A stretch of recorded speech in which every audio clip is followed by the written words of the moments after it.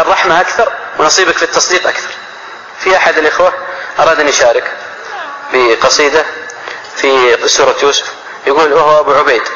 يقول على القميص تجلت روعة القدر،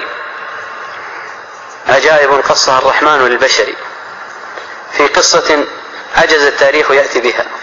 يستنبئ الدهر منها ألطف الصور، في سورة كلما الإنسان كررها ما ملها القلب لسمع ولا بصر، بها من العلم بحر لا مداد له، ومن أحاديث ما تلهيك عن سمر، فيها تدابير شأن الملك يتبعها علم الفراسة والتأويل والنظر، بها من العلم بالتوحيد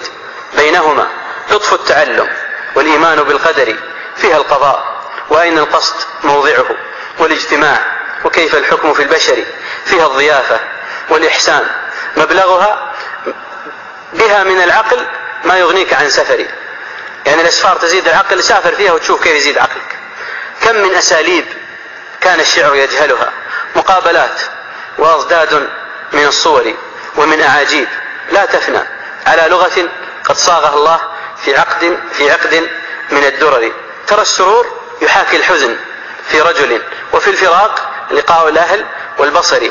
فيها الحروف تنوب البعض ضاحكة، ولفظة نورها في الحسن كالقمر، كراودته وهمت ثم هم بها، هل قد من قبل أو قد من دبر، ترى من الكيد فيها بالفتى عجبا، ويوسف بالقضاء راض من الصغر، هو راضي، وفي القميص دم والعين باكية، من بعد ذا سجدوا كالشمس والقمر، بالله